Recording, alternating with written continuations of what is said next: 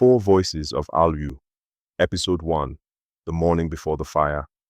The sun broke through the early Port Harcourt haze, washing the red roofs of Choba community in gold.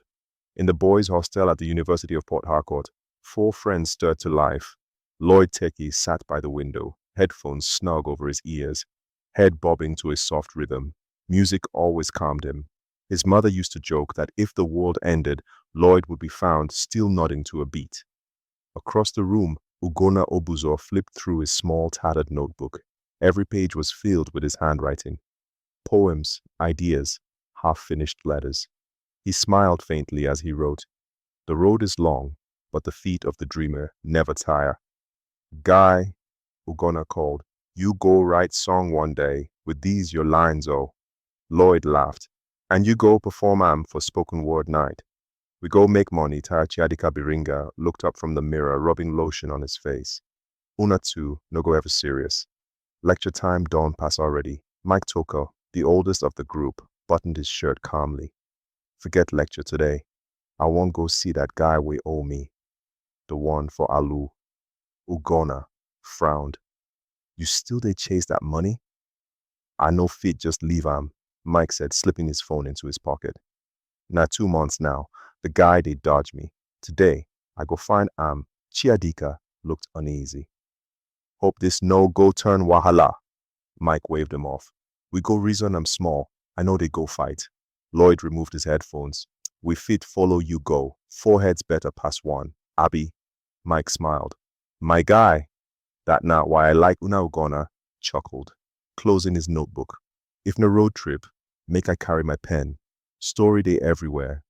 By mid-morning, they stepped out into the warm air. The hostel courtyard buzzed with life.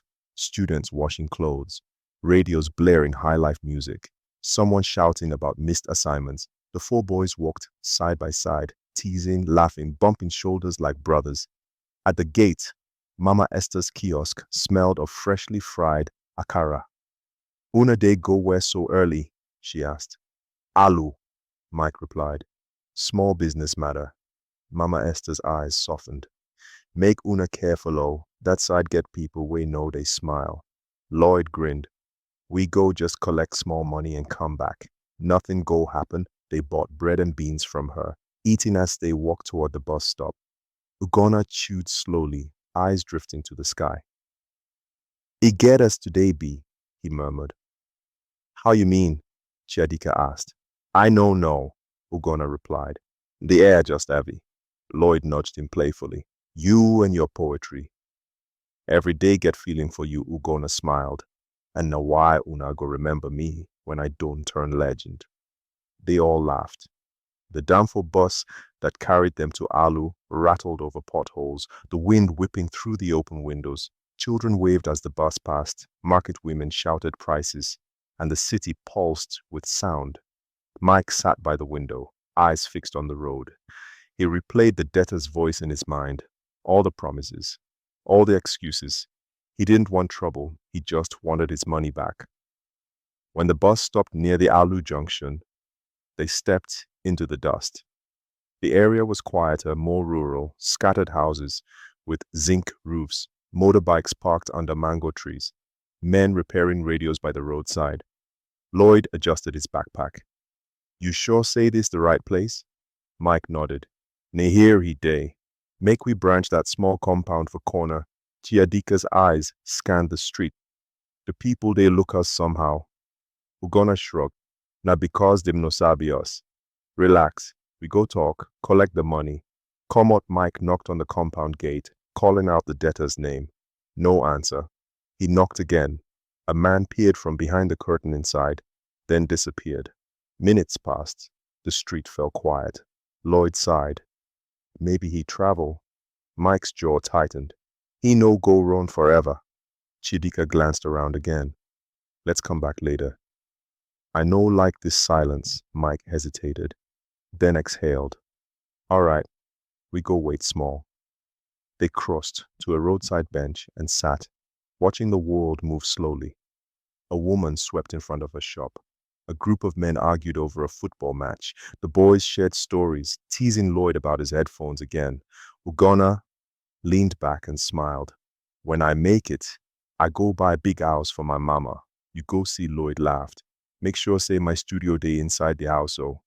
Chiadika shook his head. Now so dream day start.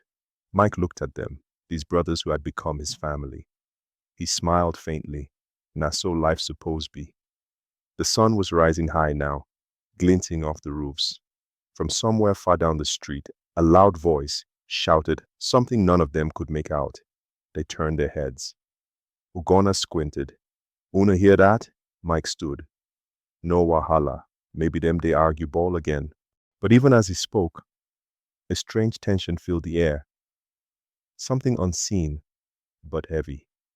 The laughter faded. The breeze stopped. Lloyd looked down the road, brows furrowed. You feel that? No one answered. A shadow passed across the ground as a flock of birds took off suddenly from the trees, and for the first time that morning, the boys went quiet. The world around them still looked normal. Markets, children, voices, sunlight. But somewhere, in that silence between moments, the future was already changing. The road to ALUU would never be the same again.